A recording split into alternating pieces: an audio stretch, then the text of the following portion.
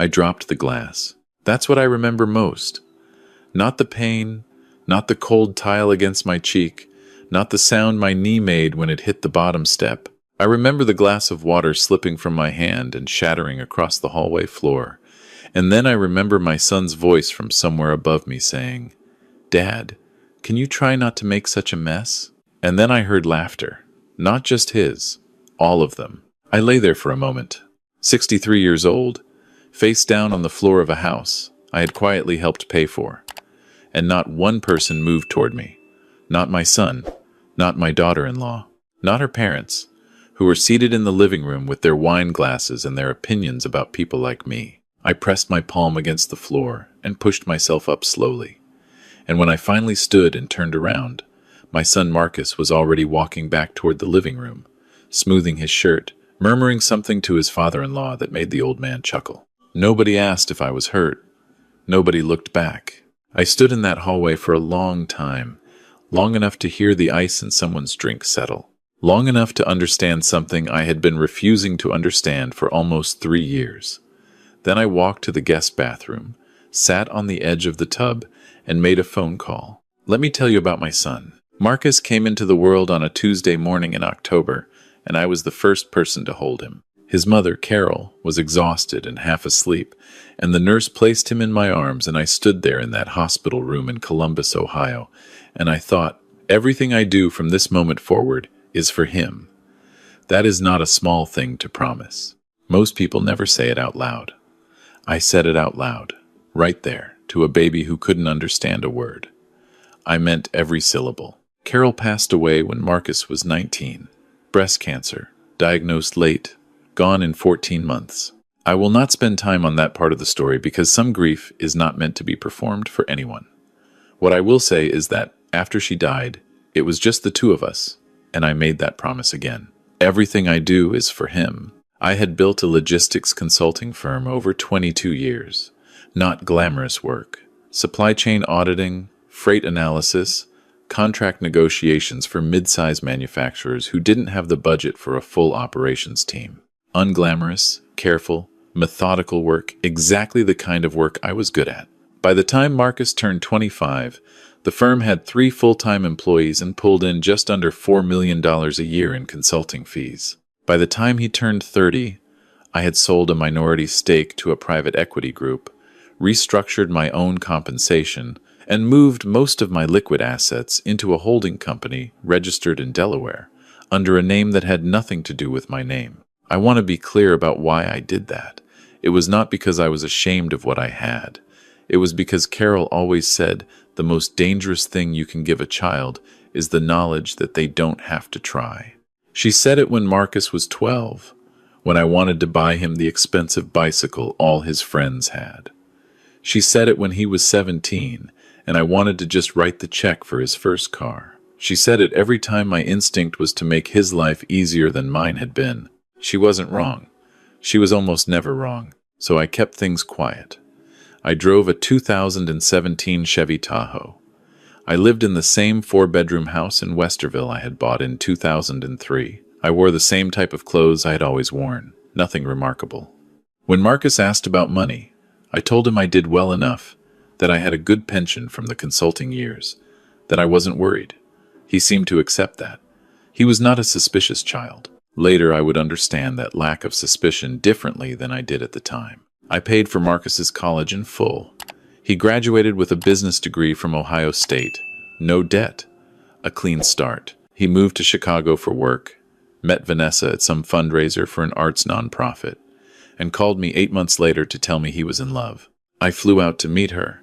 She was polished and pretty, and said all the right things at dinner, and she had the particular quality of someone who had grown up being told they were exceptional, that flat certainty behind the eyes that comes from never having genuinely struggled. I noticed it. I filed it away.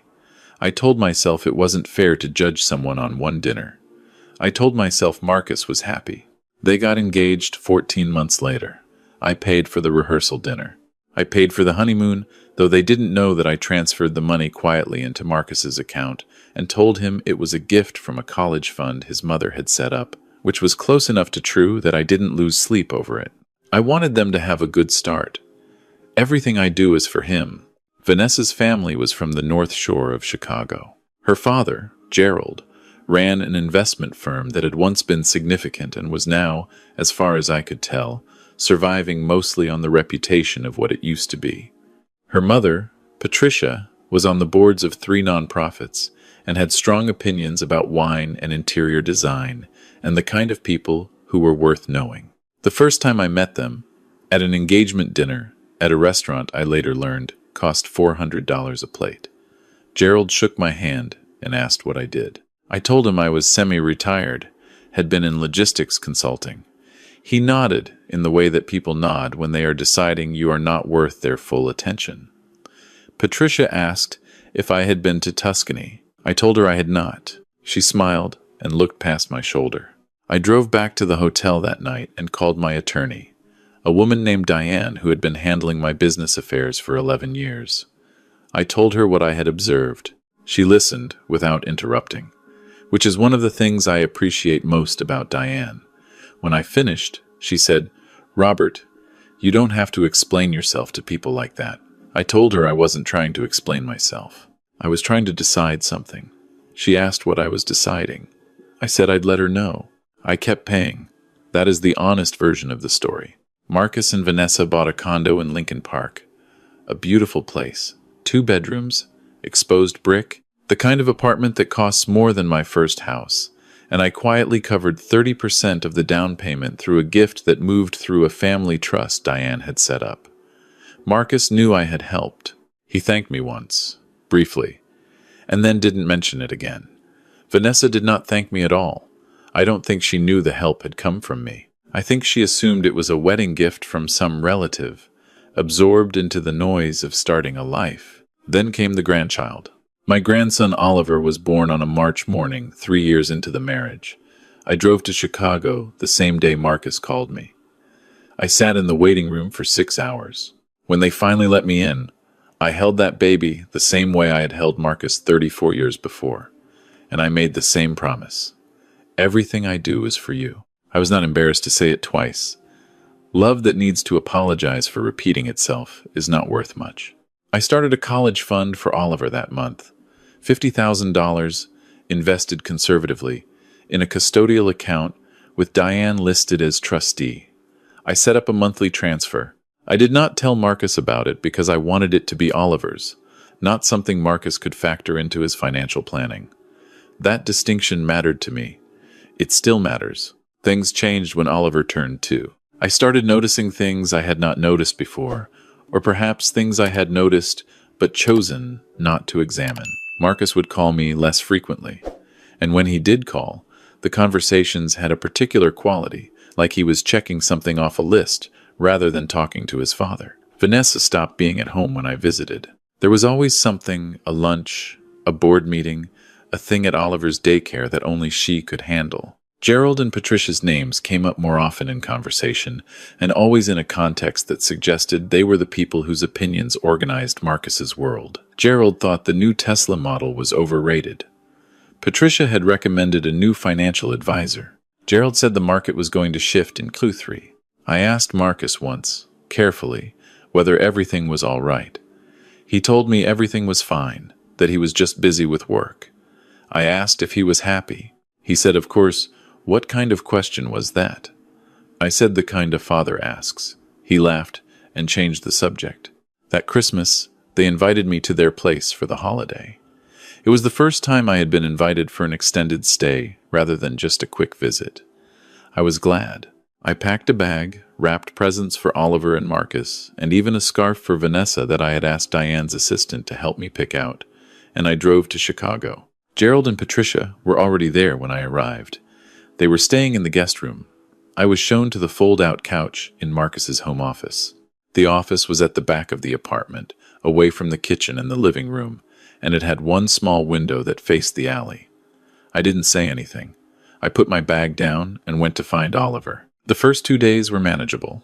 Oliver was delighted to see me. He was 2.5 years old and had recently learned that I would make silly faces on demand, and he found this endlessly entertaining. I sat on the floor and played with his trains and pushed his toy trucks and read him the same book 4 times in a row because he kept bringing it back. Gerald and Patricia were polite in the way that people are polite when they are waiting for something to be over. Marcus was somewhere between them, more present with his in-laws than with me, laughing more easily at Gerald's jokes, touching Vanessa's shoulder in the particular way of a man who wants to be seen approving of his wife by her parents. I kept noticing. Christmas Eve dinner was a formal thing, more formal than I had expected. Vanessa had set the dining table with cloth napkins and candles, and there were 2 bottles of wine that Gerald had brought, and the food was catered from somewhere and reheated, and everyone dressed up. I wore the blazer I had brought, which was perfectly decent. Patricia commented on Gerald's tie. Nobody commented on my blazer. We sat down, Gerald at one end, Patricia beside him, Marcus and Vanessa together on one side, Oliver in his high chair at the corner, which left me at the far end of the table, not across from Marcus, not beside him, but at the opposite end, separated from my son by the length of the table and by something else I was still trying to name. Gerald opened the first bottle of wine and poured for Patricia, then Vanessa, then Marcus, then himself. He set the bottle back down. I sat with an empty glass. Marcus noticed and reached for the bottle, but Vanessa put her hand on his arm and said something quietly, and he withdrew his hand. Gerald refilled his own glass instead. I am not a man who needs someone to pour his wine for him. I reached for the bottle and poured my own glass. And when I did, Gerald watched me with an expression I recognized from boardrooms, the expression of a man who believes basic courtesy is only owed to people who have earned it. Dinner conversation moved around me. Marcus and Gerald talked about some investment opportunity, something about a commercial property on the near north side. Patricia told Vanessa about a woman from her book club whose daughter had just gotten into Northwestern law. Oliver threw a piece of roll on the floor and laughed at himself. I cut my food and listened and thought about Carol, the way I still do in rooms where I feel alone. Then Gerald said it. He had been talking about a real estate deal, a development project, something that required significant upfront capital, and Marcus was nodding along. And then Gerald said, "The thing is, we need someone to co-sign on the commercial note. A guarantor with clean credit and enough asset value to satisfy the bank." He was looking at Marcus when he said it, but then he turned his head and looked directly at me. And he said, "Marcus tells me you own your home outright and have quite a bit in savings. For a man in your position," I set my fork down. He kept talking. "It would be purely a formality. The deal is solid. We just need the paperwork to reflect a broader asset base. It wouldn't cost you anything, Robert. Your name on a document, that's all." I looked at Marcus. My son was looking at his plate. I said, "When did you discuss this with Marcus?" Gerald smiled. "We've been talking about it for a few weeks. Marcus thought you'd want to help out. Family, supporting family." He said the word family the way people say it when they mean something else entirely. I looked at Marcus again. He still had not looked up. "Marcus," I said. He raised his eyes, and I saw something there that I had not seen before. Not embarrassment, not guilt, but a kind of impatience. Like a person being interrupted during a task they've already decided to complete. "It's a good deal, Dad," he said. "Gerald knows what he's doing. You'd just be a signatory." "A guarantor," I said. "Not a signatory. That's a legal distinction." Patricia made a soft noise. Vanessa picked up her wine glass. Gerald waited with the patience of a man who expected the lesser party to eventually come around. And then Marcus said it. "Dad, please don't turn this into a whole thing. Gerald and Patricia are our family now. We're just asking you to help. Gerald and Patricia are our family now." I heard that sentence the way you hear a car accident all at once. No preparation, no cushion. Gerald made a remark about fathers and generosity that got a small laugh from Patricia. Vanessa murmured something approving. Marcus settled back in his chair, satisfied, as though the matter had been raised and would simply wait for me to catch up. I picked up my fork.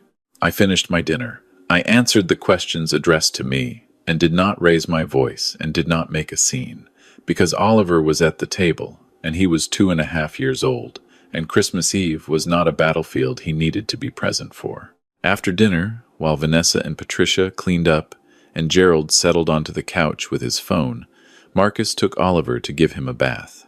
I walked to the kitchen to offer help. Patricia glanced at me and said they had it handled. I said goodnight and went down the hall to the office. I sat on the fold-out couch in the dark for a while. Then I picked up my phone and called Diane. She answered on the second ring. She always answers on the second ring. I told her about the cosign request. She went very quiet in the specific way. Diane goes quiet when she is processing something concerning. She asked me to repeat the amount Gerald had mentioned. I repeated it. She asked if Marcus had given any indication that he had already discussed this with legal counsel. I told her what Marcus had said at the table. She said, "Robert, I need you to do something for me right now. Log into the credit monitoring service we set up after your restructuring." I asked her why. She said, "Just do it." I logged in. There was an inquiry. 3 weeks old. A hard credit pull from a commercial lending institution in Illinois, tied to a guarantor application with my name, my social security number, my home address. I sat with that for a moment. Someone had already submitted the application. Not asked me first. Submitted it. Used my information, my credit, my identity, without my knowledge or my consent. The application was still pending, waiting for a signature that someone had apparently expected to obtain over Christmas dinner as a formality. I said, "Diane." She said, "I see it." I said, "How?" She said, "Marcus is listed as an authorized contact on the application. Someone provided your personal information. The application was submitted November 28th, 3 weeks ago, while I was in Westerville wrapping Christmas presents and looking forward to seeing my grandson." I sat in that dark office for a long time after I hung up the phone. I could hear the television in the living room, Gerald's voice, the occasional sound of Vanessa's laugh. Down the hall, I could hear Marcus singing something to Oliver during the bath, a song Carol used to sing, actually, a silly little thing she made up when Marcus was small. I sat there and listened to my son sing his mother's song to his son, and I thought about the version of this story where I walk down that hall and tell him what I know, and we have the conversation we should have had years ago. Then I thought about his face at that dinner table, the impatience. Gerald and Patricia are our family now. I did not go down the hall. I called Diane back. I said, "Start the process we talked about in September." There was a pause. "All of it?" "All of it." In September, after one of my visits had gone particularly badly, the one where Vanessa made a comment about Oliver's birthday party that made clear I was not expected to attend. I had sat with Diane for 2 hours, and we had talked through contingencies. Diane had drawn up a set of documents, purely as a precaution. I had signed them. I had hoped never to use them. I am a methodical person by nature, but I am also a person who prefers to be wrong about the people he loves. I was not wrong. "Give me 72 hours, Diane said. "Maybe 60. "Take what you need," I said. "I'm going home in the morning." I packed my bag before I went to sleep. I left the scarf I had brought for Vanessa on the desk, still in its gift bag with the tissue paper. I left Oliver's presents under the tree. I wrote a note on a piece of paper from the printer on the desk, just 4 words, and I folded it and wrote Marcus's name on the outside. Then I lay down on the fold-out couch and I slept, which surprises people when I tell them, but I have always been able to sleep when the hardest decision is behind me rather than ahead. In the morning, I was up before anyone. I left the note on the kitchen counter. I picked up my bag. I stopped at the living room door and looked at Oliver asleep on his little portable mattress. They had moved him out of his room so Gerald and Patricia could have the guest room, and I stood there for a moment with my hand on the door frame. "I'll see you, buddy," I said, quietly enough that he didn't stir. Then I walked out, got in my car, and drove back to Westerville. I was 50 miles down I-90 when Marcus called the first time. I let it go to voicemail. He called again. I let it go. Vanessa called twice. Gerald called once. I didn't even know Gerald had my number, which told me something. By the time I crossed into Indiana, it had been 11 calls in 40 minutes. The note I had left said, "I know about the application." Nothing else. 4 words. I wanted him to have to sit with those 4 words and think about every possible meaning before he called me. I wanted him to understand, without me explaining it, that I was not someone he could manage. I want to tell you what Diane did in those 60 hours, because the work she did matters, and she deserves credit for it. She filed to revoke the pending guarantor application immediately, citing unauthorized use of personally identifying information. She contacted the commercial lender directly and informed them that the application had been submitted fraudulently, that I had not authorized my information to be used, and that we reserved the right to pursue legal remedies. The lender suspended the application within 24 hours. Gerald's deal collapsed before the new year. She also executed the documents we had signed in September. The monthly transfer that had been supplementing Marcus and Vanessa's mortgage transferred through the trust under a name Marcus had never specifically connected to me was stopped. The custodial account for Oliver's college fund was moved to a new structure under Diane's sole trusteeship, ring-fenced completely from Marcus, entirely for Oliver, and only reachable when Oliver turned 22. I had already set aside enough to cover 4 years at any school in the country, plus graduate school if he wanted it. Oliver would be fine. That had always been my first concern. The holding company quietly called in a small business loan Marcus had taken out 2 years ago, a loan I had personally guaranteed through a subsidiary, again without Marcus knowing the source. It was a loan for $80,000 that Marcus had used to invest in a restaurant venture that had since closed. He had been making minimum payments. Calling in the note meant he owed the full remaining balance. That was his to deal with. I did not take Oliver's presents back. I called Marcus 4 days after I returned home, when he had left 7 more voicemails, and I was ready to be calm. He answered on the first ring. He said, "Dad, I can explain." I said, "I know what you did, Marcus. I don't need you to explain it. I need you to understand that I know exactly what you did, and I need you to understand that I knew about it before I sat down to Christmas Eve dinner, and I stayed through that dinner because of Oliver." He was quiet. I said, "I also need you to understand something about who I am, because it seems like you may have formed an inaccurate picture of that over the years." I told him about the firm. Not all of it, but enough. I told him about the restructuring, the holding company, the asset base. I told him, calmly and without drama, that the money that had been quietly supporting various aspects of his life for the last several years had come from me, and that it had stopped. He said, "How much?" I said, "That's not the important question." He was quiet again for longer this time. "The important question," I said, "is whether you submitted that application yourself, or whether someone submitted it on your behalf, with your knowledge." He said Gerald needed a guarantor. He said it was the only way to. "That's not what I asked." Another silence. Then, quietly, I knew. I sat with that. I had expected it. Expecting something doesn't make it hit any softer, but it does mean you've already decided what to do. I said, "I'm not going to pursue charges, Marcus. That's not who I am, and I don't want Oliver's father in a legal situation that follows him for the rest of his life. But I need you to hear me when I tell you that you committed fraud. You used my identity without my consent to obtain financial credit. If I had not caught it, I would have been legally liable for a commercial real estate note that had nothing to do with me. You understood what you were doing." He didn't argue.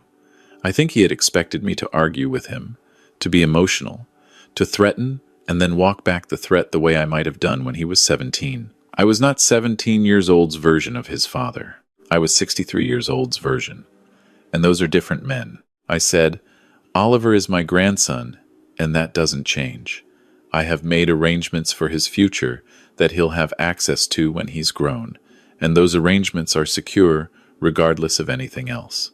If Oliver needs to see me, I will be there. If there's something Oliver needs that you genuinely cannot provide, you can call me and I'll consider it. But I'm not writing another check that flows through you, Marcus. Not one." He said, "Dad," I said, "I'm not angry. I want you to know that. I'm not calling to punish you. I'm calling to tell you the truth, because you're my son, and I think you deserve the truth, even when you've made it harder to give you things." I paused. "Your mother would have been heartbroken. I don't say that to wound you. I say it because it's true, and because I think on some level you know it, and because the part of you that knows it is the part I still believe in." He didn't say anything for a long time. I could hear him breathing. I thought I heard something that might have been him crying, but I didn't address it. Some things are private, even between a father and a son. Eventually he said, "I'm sorry, Dad." I said, "I know you are." And I meant it, meaning it did not change anything. But it was true. I hung up and sat in my kitchen in Westerville, in the house I had bought in 2003, with the coffee going and the winter light coming through the window over the sink, and I thought about Carol again. I thought about her saying, "The most dangerous thing you can give a child is the knowledge that they don't have to try." I thought about how right she was and how hard it is to act on that knowledge when the child is right in front of you, needing things. I thought about the 10,000 small decisions that led from that hospital room in October to a dark office on Christmas Eve, and I wondered, the way any honest person wonders, whether different decisions would have led somewhere different, whether I had made him this way, or whether he had made himself this way, or whether the truth was somewhere more complicated and less comfortable than either of those options. I don't have a clean answer to that. I am not sure there is one. What I know is this. Gerald's deal fell through entirely. The commercial lender, now aware that the guarantor application had involved fraudulent use of personal information, declined to restructure the note under any terms. Gerald lost a significant portion of the capital he had already committed. I heard this from Diane, who heard it from the lender's attorney. I did not arrange that outcome. It was simply the consequence of the fraud being exposed. Consequences do not always need to be orchestrated. Sometimes you just have to stop preventing them. Marcus and Vanessa are still together, as far as I know. I do not believe their marriage is in good shape, but that is not my assessment to make. Marcus called me twice more in January, once to tell me that the called-in loan had created a serious cash flow problem, and once to ask whether there was any possibility I would reconsider. I listened both times. The first time, I told him I was sorry to hear it and that I trusted him to handle it. The second time, I told him the same thing. He has not called again about money. He calls every few weeks to update me about Oliver, which I am glad for. The calls are short and careful and not quite natural, but they are calls, and I answer them. Oliver is 3 now. His birthday was in March, and I drove to Chicago and took him to the zoo, just the two of us, while Marcus and Vanessa had a day to themselves. Oliver rode on my shoulders for part of it, which I can still physically do, though I'll admit my knees had opinions about it afterward. We stood in front of the giraffe enclosure for a long time because he could not get enough of the giraffes. He kept saying more giraffe, Grandpa, even when we were directly in front of them, which I found philosophically interesting. The desire for more of a thing, even when you already have the thing right in front of you. At lunch, he fell asleep in the stroller with half a pretzel in his hand, and I sat next to him on a bench and watched people walk past. And I thought, here is the part of the story that doesn't make it into the version people want to tell. Nobody wants to hear about a man sitting on a bench at the zoo watching his grandson sleep. They want the confrontation, the revelation, the phone call at 2 a.m, the accounts closed overnight. And those things happened. I'm not pretending they didn't. I'm not suggesting the story should be softer than it is. But this is also the story. A 3-year-old with a pretzel, asleep in the March sunlight. An old man on a bench who kept his promise. I have thought about Christmas Eve many times since then. I have thought about the moment I lay on the floor and nobody moved. I have thought about what I should have felt, rage, maybe, or something cold and decisive, and I have been honest with myself about what I actually felt, which was mostly a kind of sorrow, not for myself. Sorrow is a more complex thing than that. It was sorrow for the version of the story that was no longer possible. For the version where Marcus grows into a man I don't have to be careful around. For the version where Carol is alive and none of this had to happen the way it happened. I don't live in that version. None of us get to live in the better version of our own story. You live in the one you're in, and you make the choices the one you're in requires.